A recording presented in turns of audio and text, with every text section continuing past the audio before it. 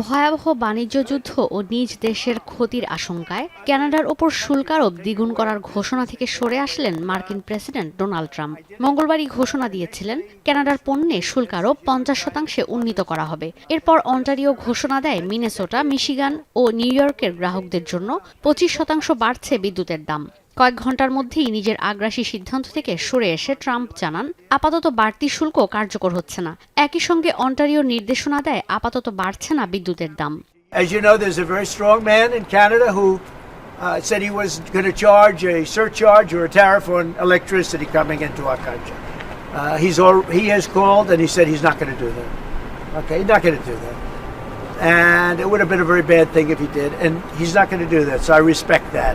Rather than waiting till April the 2nd, threats going back and forth, tit for tat, I've agreed to suspend temporarily, and we always have that tool in our toolkit, until we sit down over the next day or two.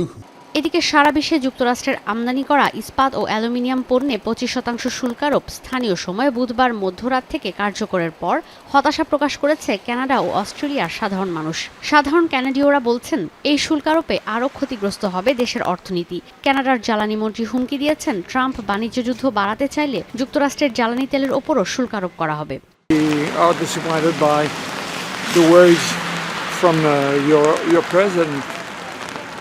That we feel is not a very bright person. C'est étrange que la personne que le pays qui est supposé être notre allié. দেশের ব্যবসায়ীরা লাভবান হলেও বিশ্বব্যাপী still ও অ্যালুমিনিয়ামে 25% শুল্ক আরোপের পর ক্ষতিগ্রস্ত হবে চীন, কানাডা, মেক্সিকো, ব্রাজিল, দক্ষিণ কোরিয়া সহ আরও অনেক দেশ। বর্তমানে অ্যালুমিনিয়াম সরবরাহে বিশ্বে দ্বিতীয় অবস্থানে রয়েছে চীন। এদিকে এই শুল্ক যুদ্ধ থেকে মুক্তি না পেলেও অস্ট্রেলিয়া জানিয়েছে, আপাতত মার্কিন পণ্যে পাল্টা শুল্ক আরোপ করা হবে না। ঈশিতা ব্রহ্ম, এখন বিশ্ব।